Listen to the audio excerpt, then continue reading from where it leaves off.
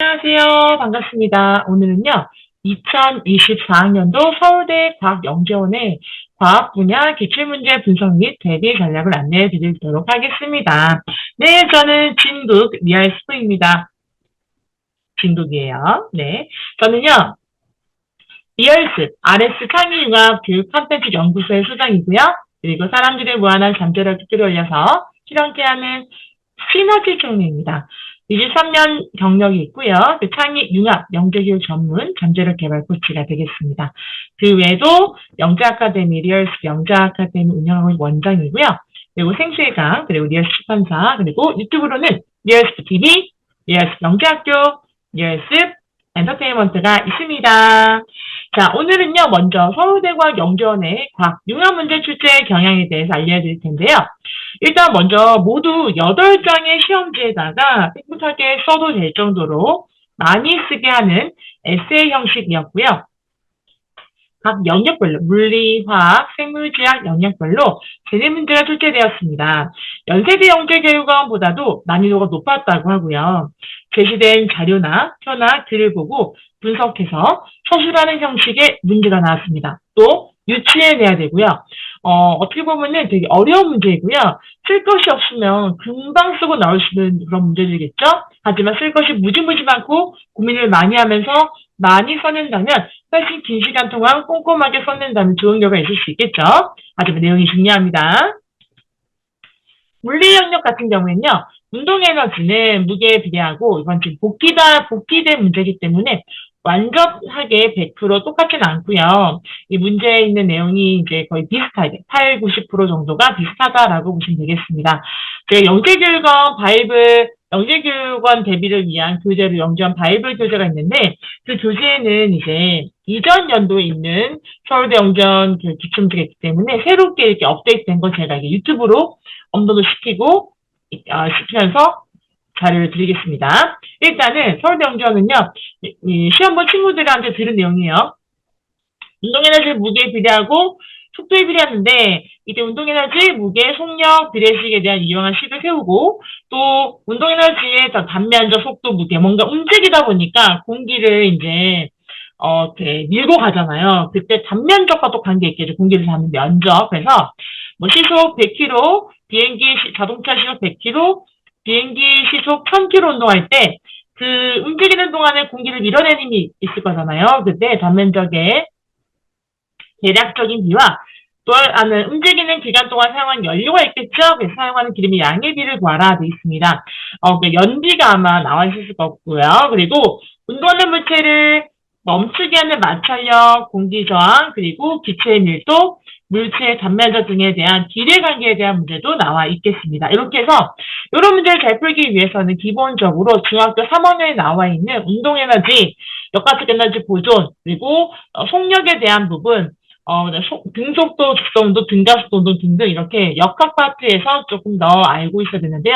이걸 조금 더 심화돼서 알려면 고1 과정의 통합과학에 나오는 물리와 고2 과정의 물리 1 과정까지도 알고 싶겠습니다. 사실 영재원을 지원한 친구들은요, 영재학부나 과학부를 준비하기 위해서 올림피아드 준비하잖아요. 특히 이제는 물리 올림피아드가 아니라 물리 대회로 바뀌었죠? 물리 대회에 나와 있는 뭐 중급 과정, 초급 과정 있을 텐데, 그 정도 과정까지 좀 준비할 수 있는 친구라면 이런 문제 아주 껌으로 풀 수 있지 않을까 싶습니다. 그리고 이번엔 지구과학 영역인데요. 아무래도 우리 지구가 점점 온난화가 되면서 기후변화가 극심해지고 있는데요. 올해도 더위가 엄청 높았습니다. 그리고 봄철마다 계속 산불이 많이 나고 있죠. 그래서 일단 이번 여름에 태풍이 또 많이 있었는데요. 이 태풍이 지나가고 난 전과 후에 그래프가 어떻게 될지에 대해서 좀 이유를 쓰고 또 이런 현상이 왜 일어나는지에 대해 쓰고요. 또 태풍이 지나간 후에 바다 깊이에 따른 해수면의 온도에 관해서 그래프를 그리고 또 설명하라고 되어 있습니다. 즉, 태풍이 지나가고 난 전과 후에 수온이 어떤지. 기본적으로 우리 수온 그래프 이렇지 않습니까? 기본적으로 제가 한번 설명해 드리면요. 그래프가 있을 때 이렇게 이게 도시 온도죠. 그리고 얘는 깊이입니다. 그러면은 보통은 혼합층 온도 비슷하다가 수온 약층에서 온도가 쭉 내려가다가 그 다음에 다 심해층의 온도가 뚝 떨어져서 일정해지죠. 이때 요 사이에 이 수온약층의 온도는 안정한 층이죠. 아래쪽 온도 높은 애들 멈춰 있고 밑에 온도가 낮은 애들도 멈춰 있기 때문에 안정한 층인데요. 이렇게 태풍이 지나기 전에는 깊이에 따른 수온이 이렇게 돼 있어요. 그런데 태풍이 지나가고 나면 아무래도 수평적인 바닷물을 이렇게 섞어주기도 하고 수직적으로도 바다가 섞어주고 왜냐면 파도가 아주 높아지잖아요. 태풍에 의한 해일도 있기 때문에 그만큼 밑에 있는 바닷물이 위로 올라오긴 합니다. 좋은 점이 있다면요. 아래쪽에 있는 이 아래쪽이죠. 아래쪽에 있는 좋은 양분들이 위로 오르기 때문에 태풍이 지나가고 난 이후에 물고기를 잡았을 때 어류를 잡았을 때 잘 잡힌다라는 것도 있습니다. 하지만 지구가 온난화가 되면서 해수면이 온도가 높아지면서 열대성 저기압이 훨씬 더 많이 만들어지고 있고 더 그 태풍의 그 어떤 그 영향이죠. 태풍의 세기가 더 세워지고 있습니다. 근데 온도가 사실 태풍이 이렇게 막 섞어주면 심해 쪽에 있는 물을 끌어올리기 때문에 심해 온도가 낮잖아요.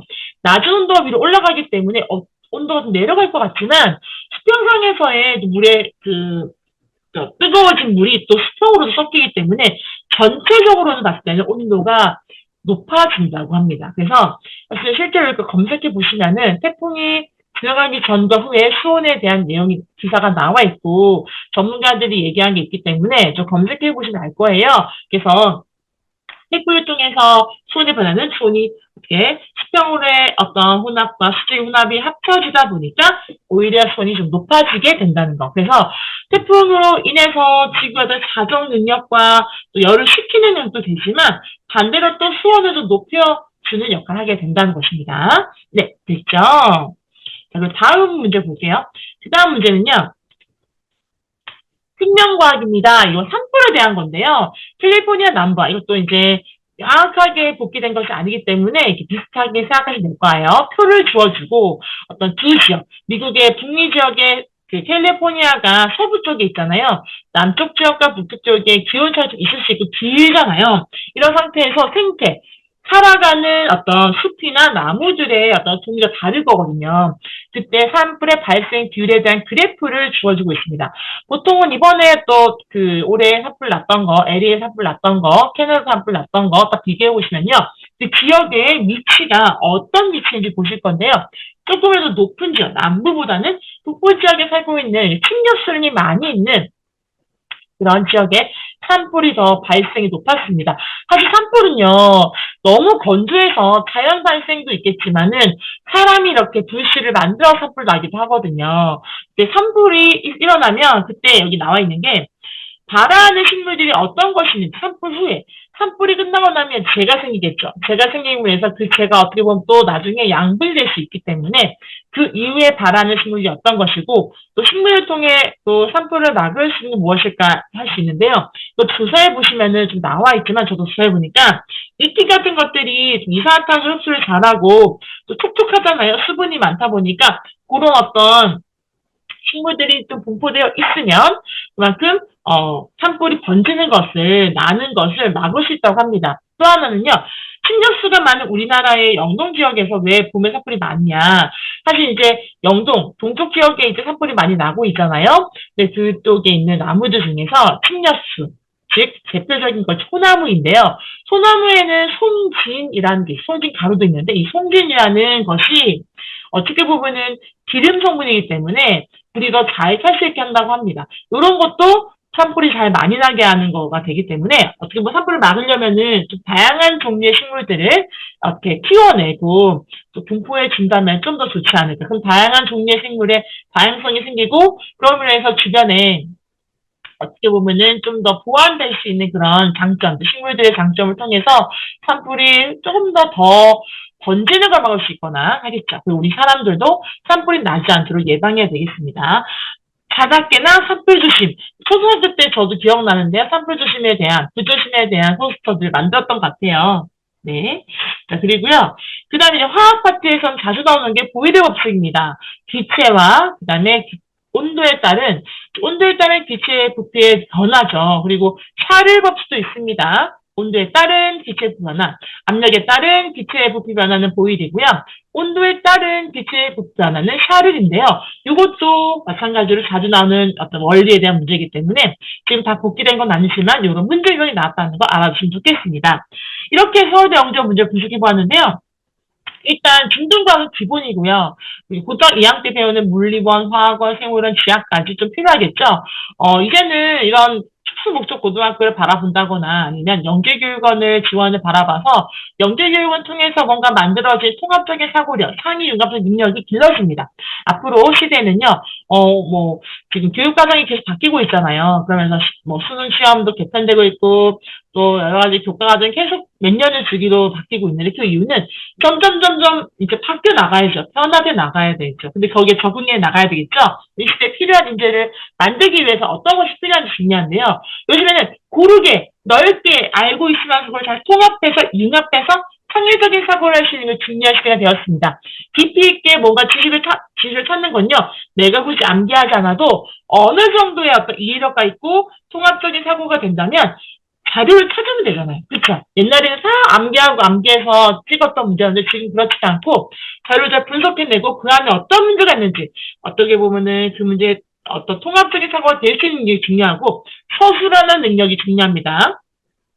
또 새로운 아이디어를 소출해내고 문제 해결력이 중요한 시간이 되었기 때문에 전반적으로 골고루 많이 알면서 또 문제 해결하는 게 중요하겠죠. 또 하나 기출문제, 예상문제를 위주로 푸는 게 중요한데요. 그런 것들은 제가 영재원 바이블 교재에 많이 추록해 보았기 때문에 많이 활용하면 좋겠고요. 그 외에도 최근 이슈, 과학 이야기라든지 또 잡지라든지 검색해서 나오는 또 과학에 대한 내용들이 책을 업데이트된 게 많잖아요. 어떤 친구는 탐구를 많이 좋아해서 관련된 연구나 또는 논문을 검색해 보는 친구도 있습니다. 그래서 다양한 탐구 활동 좋고요. 특히 이제 지구온난화나 지구의 기후변화에 대해서 앞으로 계속 문제가 나오고 있고 또 같이 함께로 문제를 해결해야 되는 시기가 되었습니다. 그래서 이런 문제들도 출제되고 있으니까 많은 관심 가졌으면 좋겠습니다.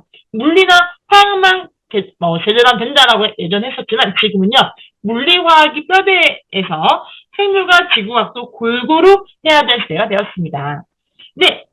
그래서 파이널 영재원 대비 특강으로 서울대 영재원 준비, 연세 영재원 준비, 다른 기타 영재원 대비도 교육청까지 다 가능합니다.